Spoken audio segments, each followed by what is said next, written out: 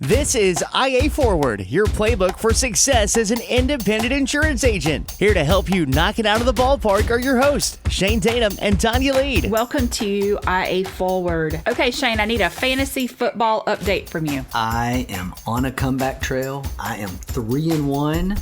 Started the year with the worst loss so far. I think I lost by 90. It's been well documented here. And lowest point total of maybe the year right off the bat. And now I'm on a 3-game winning streak. This past week, my luck, or call it genius, my defense won the game. My defense scored 23 points for the win. No way. Are you serious? I am very serious. I won by 2 points maybe, and playing an Integra partner agent that's in our league, and he had Debo Samuel, and Debo went off, and my defense allowed 3 field goals and scored 23 points and had a touchdown, interception, pick 6. So luck or skill, I'm taking luck. Okay, so I must say that my season has been a bit more dismal than that. And I can honestly say that I think my second week loss was much worse than your first week loss, to the point that my husband just said, Tonya, just put your phone up. And in the third week, he looked at me about 2 hours in and took my phone out of my hand because it was way too distressing for me. But this week I finally won. So I'm now 1-3. So I broke my perfect losing record. But obviously I was a much better manager last year than this year. I have your team is what we determined. I have Lamar Jackson. I have Christian McCaffrey. I have several players that I think you had last year. And so I said after the last couple of wins that I was just going to change my name to Team Jackson because he was scoring 40 and 50 points every week. Now he had a down week and I'm like, oh my gosh, this guy is unbelievable. I don't care what happens as long as he plays good. It is in the draft. It's kind of like youth sports, like Little League baseball or youth basketball. Youth basketball is 100% based on draft day. You're winning or losing in the draft. So I'm trying to use the excuse if we did our draft at lunchtime and my brain was not in the game, but I just really got messed up and didn't keep up with where I was that day. So anyway, but that's okay because I'm going to go into next week and the week after with a championship mindset and we will see what happens. Oh, but I have moved from last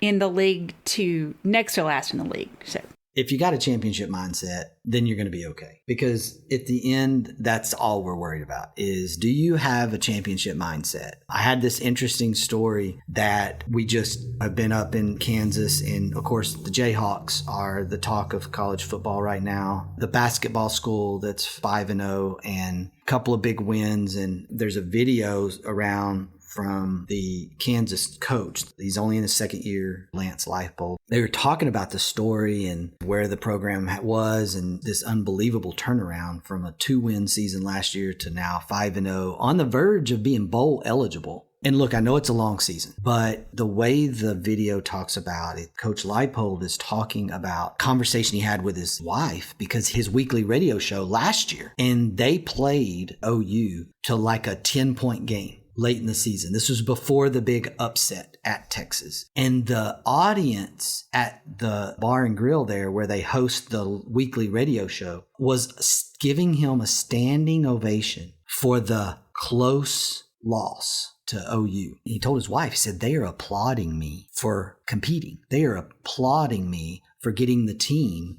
to a competitive loss. He goes, we got to change that. He goes, that is not acceptable. He has such a championship mindset. He won 6 national championships at a Division III school. Then he went to the University of Buffalo, turned them into a perennial conference power, and then Kansas hires him. He comes in. There's not a lot of moving around of players. He's having to deal with the cards that he's dealt. He goes 2-10, but he wins at Texas, the big upset at the end of the year, and that takes them through the offseason, and now he's 5-0. So the Jayhawks are on a 6-game winning streak going back to the end of last season with the Texas upset. This guy has an unbelievable championship mindset. I saw a friend post on social media earlier, and he said, as I say, TCU and KU will now play for supremacy in the Big 12. I get the strange feeling that the devil just bought a Zamboni. I mean, it's absolutely crazy. I mean, just go look at the Big 12 standings. And you're like, what is going on? University of Kansas and Kansas State are both in the top 20. Kansas State, TCU, University of Kansas, top of your Big 12. OU is on a spiral. Texas is Texas. Texas is Texas. I don't know what they're doing. They got the high-priced everything, but they're not winning. It's just nuts. And I just love it. I am such an underdog type of person and personality in general. And I just love this thing that Leipold has done there. I was at the game against Iowa State and the students rushed the field after the win. And the PA announcer came on and literally said, "Fans, please exit the field. At this point, I hope you understand we expect to win." And I was like, ooh, that is awesome. So let's talk about what a championship mindset means for our business. I mean, champions aren't born with trophies in their hands, right? Yes, some people are born with some skill. Some people are born with talent more than others. But when it comes down to it, I'm going to take mindset over skill any day of the week.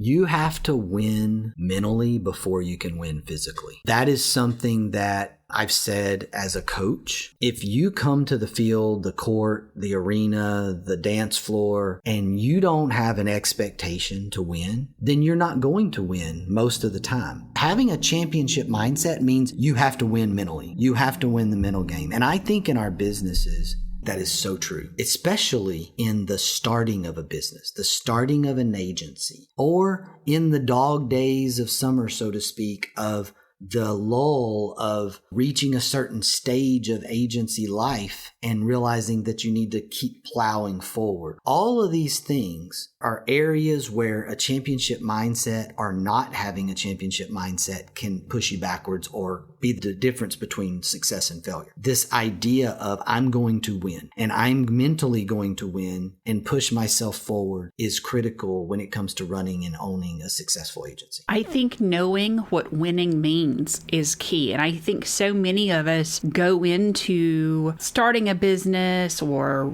trying to grow our business and we really don't know exactly what winning is, so we're not visualizing it. So that's a great point. When you start an agency in that first, I'm going to say 24 to 36 months is really hard. And it's really easy to go down the negative path. It's really easy to think you're not winning at the 15-month mark. We have these benchmarks that we put out there for our new partners that start up agencies, and these benchmark areas are really checkpoints along the way, and you develop those. And as you were thinking about those and where these benchmarks, and we talked through that, where should these benchmarks be? Well, they should be, from a checkpoint standpoint, areas where agents can look and go, am I on time? Am I making progress? And the whole point was to have a point in time where you reach what we call level of success. These aren't quotas. They are literally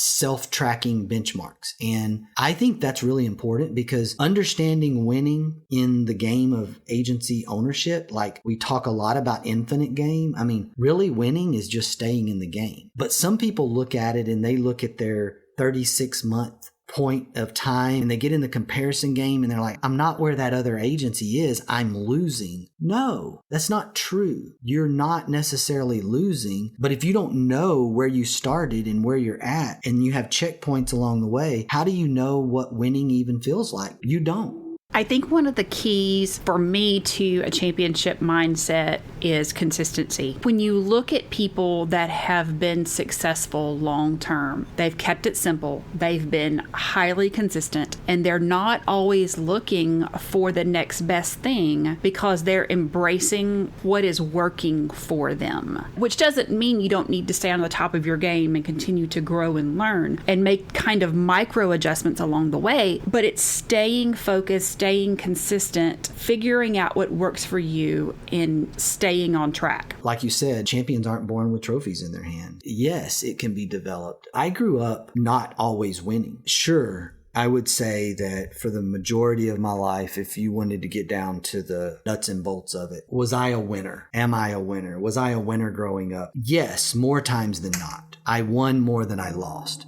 But But did I have a championship mindset at 10 years old, at 15 years old, even at 20, 21 years old at the collegiate level? It really wasn't until my days at Oklahoma State playing for the legendary Gary Ward that I really, really understood championship mindset. Just the things that are really hard to describe when you have a program like that, this natural mindset of expectation to win is so contagious and you can't help it. You either develop it or you get out. I do give a lot of credit to my days at Oklahoma State as having transitioned me from a small town athlete that had some skill set that was there to play the game. But I wasn't necessarily intentionally to win.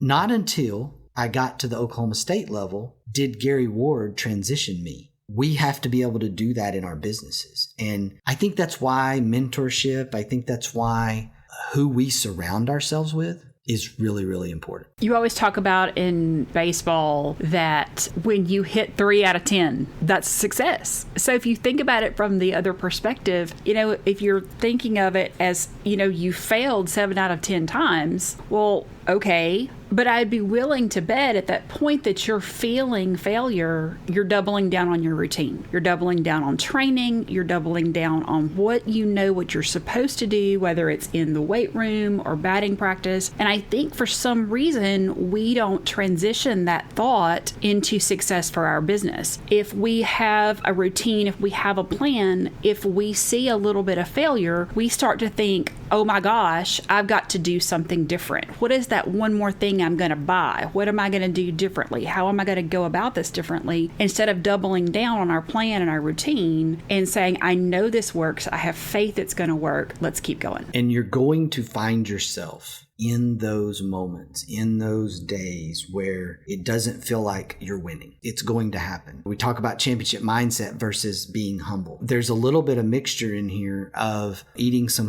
humble pie, and the championship mindset isn't arrogance. The people that have the arrogance are the ones that have the hardest fall. Having confidence is not arrogance. And I think about this from the athlete standpoint. It's great to be confident. It's terrible to be arrogant. And if you want to develop or you have a championship mindset and you want to retain that mindset, you have to understand that I kind of see this arrogance thing as this sharp up and sharp down type of mentality. You're never really even keel. It's really hard to live on emotion while you're running an agency, starting an agency, growing an agency, because if you live on the emotion track, you are going to spend a lot of time struggling with your mentality. You can't live on this emotion. And we had this rule at Oklahoma State, regardless of the score, regardless of the inning, whether we were up by 10, losing by 10, whether it was the first inning, the 5th inning, or the 9th inning, you could look in our dugout and you never knew. You could never tell. That's how even keel the emotion was. And look, there's a lot of things going on out there in society today and popular culture with sports about this passion. There were people in that day that interpreted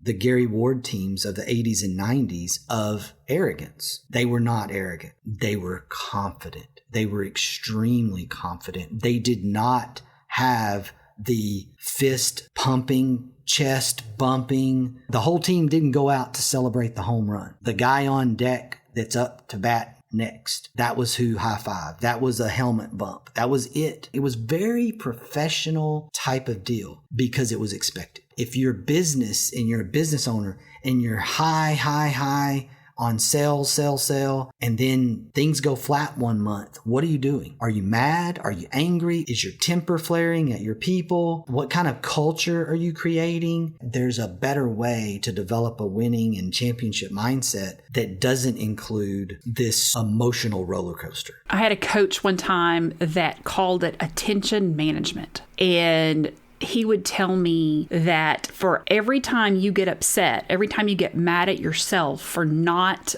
being able to accomplish something, to not be able to achieve something, that that is energy that you're wasting that you could put into reps to get better. Because I get really mad at myself. I do. That's something that long term I've tried to work to get through because I have such high expectations that when I don't reach them, then I think I'm a failure. But I've started to figure out, okay, attention management, let's redirect that, let's fix it. And so moving forward, it's in a different place. Am I perfect? Absolutely not. But now I know to watch it and catch myself. And that whole concept of attention management to control that emotion and reframe thinking, I think has helped me long term. I think a lot of high performers are hard on themselves. It's very natural to be hard on yourself because of the expectation. I think you're right in that managing it is the key. People have to learn that are high performers how to control that. What are you going to do? What's your outlet? It's really easy to crash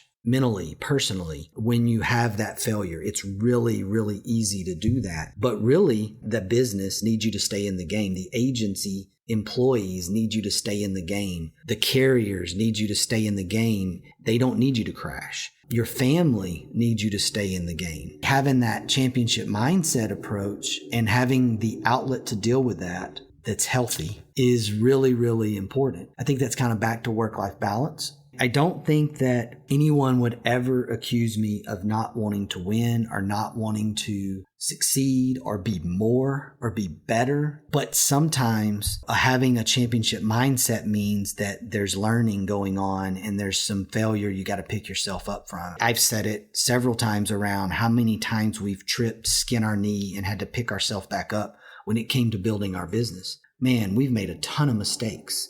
Because of those mistakes, we're so much better today. And I think having the championship mindset means being able to get up from those mistakes and go, okay, that didn't work. Now what?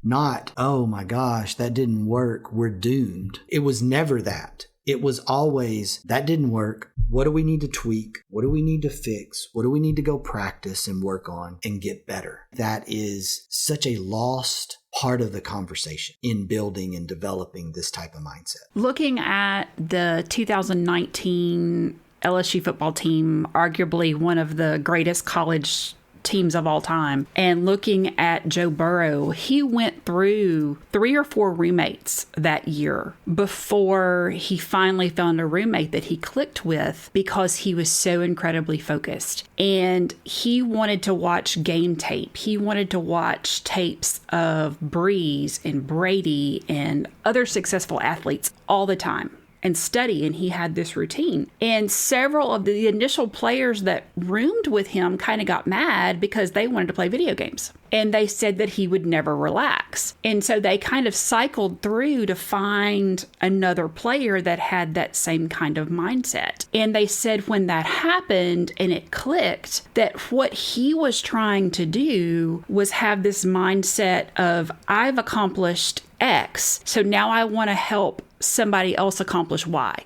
And I think that's a big part of that championship mindset is knowing, okay, I'm doing great things. Now, how can I help others do the same thing? You got to win mentally before you can win physically. And I think about even on a very, very small scale and a very, very basic level. A good buddy of mine is our new high school baseball coach. And he was a teammate of mine a couple of years in college. Really good baseball player, but he's been an incredible coach. And he's won state championships. He's been to Austin state tournaments in Texas, which is not easy. He's now our high school baseball coach, and he's taken over a program that is not a winning program. He's trying to rebuild it, new challenge in his life.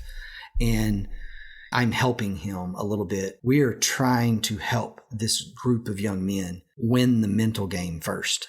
And it is so different because there's an expectation to lose. They lost a couple of fall games early on simply because they were beat before the game started. Scheduled us to play some fall around some other really high quality baseball programs around the area that are perennial 4th and 5th round playoff teams. And we're going through this exercise of helping these young men develop this mindset that you have to win mentally before you win physically. And it has been very refreshing for me. They've been a great reminder of how this still fits into running a business today. Now that I have a big girl job, I have very limited time to coach ballroom outside of work. And, I'll have couples or I'll have a female or a male come to me and they're like, I really want you to coach me. And one of the first questions that I ask is, what is your goal? It's so unusual to me as a former competitor to have somebody come back and they'll say, well, I want to make the top 25, or I just want to make finals. I just want to make that top 15 or that top 10. And I'll say, I'm not the right coach for you, because I want somebody coming in that wants to win. And I know that if somebody wants to win, then I can get them there. But it's going to drive me crazy, and it's going to be mentally exhausting for me working with somebody that's happy just making the top 25 or just making the top 10. I've seen this meme floating around social media. All the people are in this one line, and the booth that is set up is